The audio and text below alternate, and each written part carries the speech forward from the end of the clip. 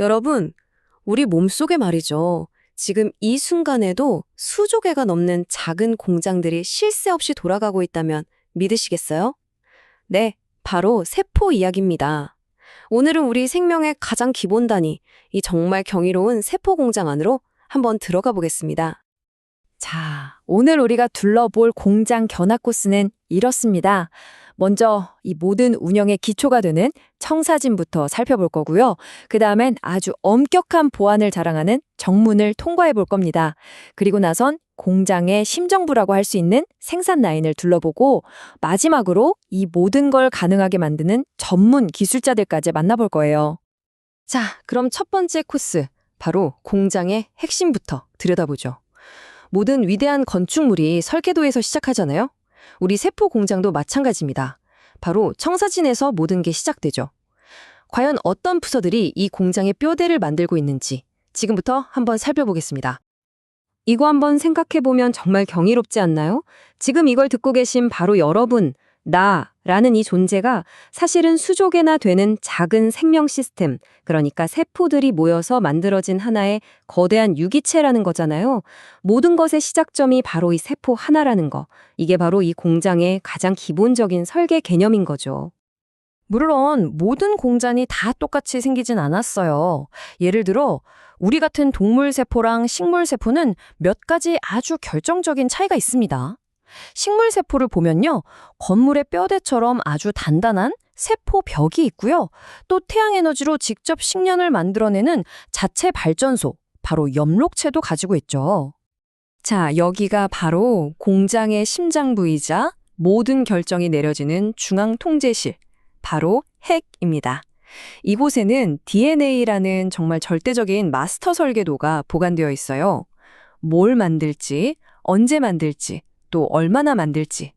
공장의 모든 운영 계획이 바로 여기서 나온다고 보시면 됩니다. 자, 중앙통제실에서 설계도가 딱 내려오면요, 이제 실제 제품을 만드는 조립 라인으로 전달돼야겠죠? 바로 그 역할을 하는 게 리보솜입니다. DNA에 적힌 그 복잡한 지시 코드를 정확하게 읽어내서 우리 몸의 거의 모든 걸 구성하는 핵심 부품이죠. 단백질을 여기서 쉴 새 없이 조립하는 겁니다. 아무리 훌륭한 공장이라도 전기가 없으면 그냥 멈춰버리잖아요. 미토콘드리아가 바로 그 전력을 생산하는 발전소 역할을 합니다.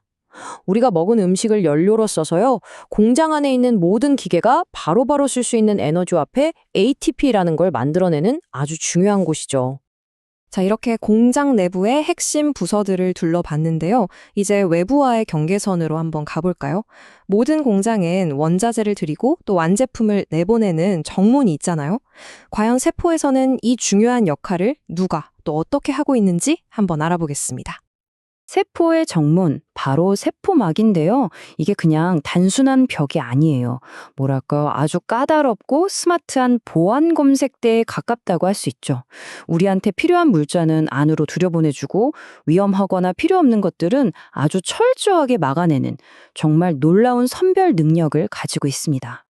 이 보안 검색대를 통과하는 방법이 에너지를 쓰지 않는 경우에 두 가지가 있는데요. 산소처럼 아주 작은 방문객은 그냥 벽을 통과하듯이 스며들 수가 있어요. 별다른 도움이 필요 없죠. 하지만 포도당처럼 크기가 좀 큰 VIP 손님은요, 단백질로 만들어진 전용 게이트를 통해서만 들어올 수 있습니다. 여러 물질들 중에서도 특히 물의 이동은 우리 생명에 너무 중요해서 아예 삼투라는 특별한 이름까지 붙여줬어요. 그러니까 간단히 말해서 물 분자들만 쓰는 특별한 이동 방식이다, 이렇게 생각하시면 쉽습니다. 만약에 세포를 주변보다 훨씬 묽은 용액에 퐁당 빠뜨리면 어떻게 될까요? 균형을 맞추려고 물이 세포 안으로 막 밀려 들어오기 시작해요. 결국 튼튼한 벽이 없는 동물세포, 예를 들면 우리 피 속에 있는 적혈구 같은 애들은요, 이 물을 감당하지 못하고 점점 부풀어 오르다가 결국 펑 하고 터져버리는 거죠. 그럼 반대의 경우는 어떨까요? 혹시 배추 소금에 절이는 거 보셨어요? 딱 그거랑 같아요. 세포를 주변보다 더 진한 용액에 넣으면 이번엔 반대로 세포 안에 있던 물이 밖으로 쫙 빠져나가 버립니다.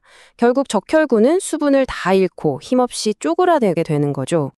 자, 이제 정문을 통해서 원료도 들어왔겠다. 드디어 실제 제품을 만드는 공장의 핵심, 생산 라인으로 가볼 시간입니다. 이곳에서는 우리 생명을 유지하기 위한 수많은 화학 반응, 이걸 우리가 물질 대사라고 부르죠. 이 물질 대사가 정말 쉴 새 없이 일어나고 있어요. 이 생산 라인에서는 크게 보면 두 가지 작업이 동시에 일어나고 있는데요. 하나는 에너지를 써서 작은 부품들, 예를 들면 아미노산 같은 걸로 큰 구조물, 단백질을 만드는 동화작용이고요. 또 다른 하나는 반대로 큰 연료, 포도당 같은 걸 분해해서 에너지를 얻는 이화작용입니다.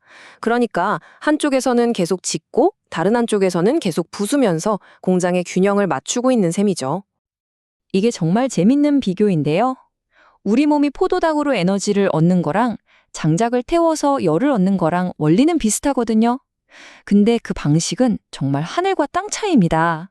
장작이 타려면 400도가 넘어야 하지만 우리 몸은 고작 37도에서 이걸 해내요. 또 한꺼번에 펑 터트리는 게 아니라 아주 여러 단계에 걸쳐서 에너지를 안전하고 효율적으로 뽑아내는 거죠.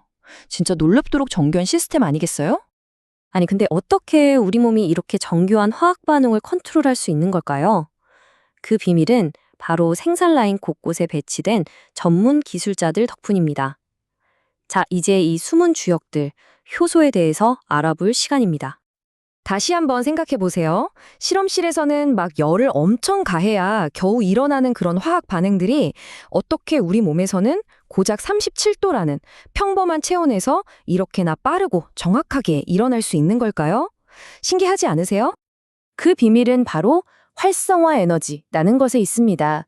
이게 뭐냐면 모든 화학 반응이 시작되려면 넘어야 하는 일종의 에너지 언덕 같은 거예요. 이 언덕이 꽤 높아서 넘기가 힘들거든요. 그런데 효소라는 전문 기술자가 나타나서 이 언덕의 높이를 확 낮춰버리는 겁니다. 덕분에 우리는 아주 적은 힘만으로도 이 언덕을 쉽게 넘어서 반응을 일으킬 수 있게 되는 거죠. 효소는 일하는 방식도 아주 똑똑해요. 마치 자물쇠와 열쇠처럼 자기한테 딱 맞는 특정 물질하고만 결합을 합니다. 다른 애들은 거들떠보지도 않아요. 그렇게 딱 결합한 다음에 반응이 잘 일어나도록 도와주고 일이 끝나면 결과물을 쓱 내보내죠. 그리고 제일 중요한 건 효소 자신은 아무런 변화 없이 또 다음 일을 바로 준비한다는 겁니다. 정말 완벽하게 효율적인 재사용 시스템이죠. 그런데요, 이 놀라운 기술자들이 우리 세포 공장 안에서만 일하는 게 아니었다는 사실, 우리로 즐겨 먹는 김치나 치즈를 만들 때, 고기를 부드럽게 만들 때도 쓰이고요. 심지어 매일 쓰는 세탁세제나 우리가 입는 청바지에 물을 빼는 공정에도 이 효소가 들어갑니다. 알고 보니 우리 생활 아주 깊숙한 곳에서 이미 활약하고 있었던 거죠.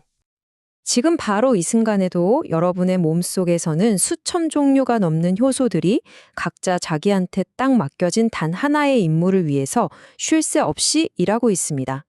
이 수많은 전문 기술자들이 정말 단 한순간의 오차도 없이 서로 협력하면서 우리의 생명을 유지해주고 있는 겁니다.